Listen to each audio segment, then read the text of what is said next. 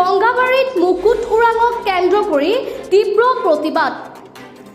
Makum গংগাবাৰীস্থিত urban tasty ৰেষ্টুৰেণ্টৰ গৰাকী ইমৰান ছিদ্দিকীৰ প্ৰহাৰৰ ফলতেই মুকুট ওৰাঙৰ মৃত্যু হয়। উল্লেখ্য যে শুক্ৰবাৰে পুৱা 52 বছৰীয়া মুকুট ওৰাঙে গংগাবাৰীস্থিত আৰবান টেষ্টি ৰেষ্টুৰেণ্টলৈ আহোঁতে এটা বিষয়ত ৰেষ্টুৰেণ্টৰ কৰ্তৃপক্ষৰ সৈতে বাক বিতণ্ডাৰ সূত্ৰপাত হয়। ৰেষ্টুৰেণ্টখনৰ কৰ্তৃপক্ষৰ প্ৰহাৰত গুৰুতৰভাৱে আঘাতপ্ৰাপ্ত হৈছিল মুকুট ওৰাং।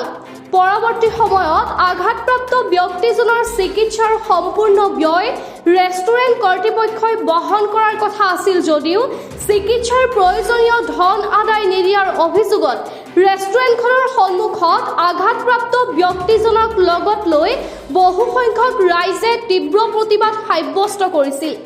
এছাম উত্তেজিত প্ৰতিবাদকাৰীয়ে ৰেষ্টুৰেণ্টখন লণ্ডভণ্ড কৰি ক্ষোভৰ বহিঃপ্ৰকাশ কৰিছিল। পৰিস্থিতি নিয়ন্ত্ৰণৰ বাবে ঘটনাস্থলীত উপস্থিত হোৱা আৰক্ষীৰ সৈতে খণ্ডযুদ্ধত লিপ্ত হৈছিল প্ৰতিবাদী ৰাইজ। ফলত আহত হৈছিল এজন আৰক্ষী। ইফালে মুকুট ওৰাঙক সোমবাৰে নিশা মৃত্যু ঘটাৰ পাছতেই আজি বহু সংখ্যক ৰাইজে আৰবান টেষ্টি ৰেষ্টুৰেণ্টৰ সন্মুখত দোষীৰ বিৰুদ্ধে কঠোৰ আইনগত ব্যৱস্থা গ্ৰহণ, মুকুট ওৰাঙৰ পৰিয়ালক ন্যায় প্ৰদানৰ দাবীত উত্তাল প্ৰতিবাদ সাব্যস্ত কৰিছে।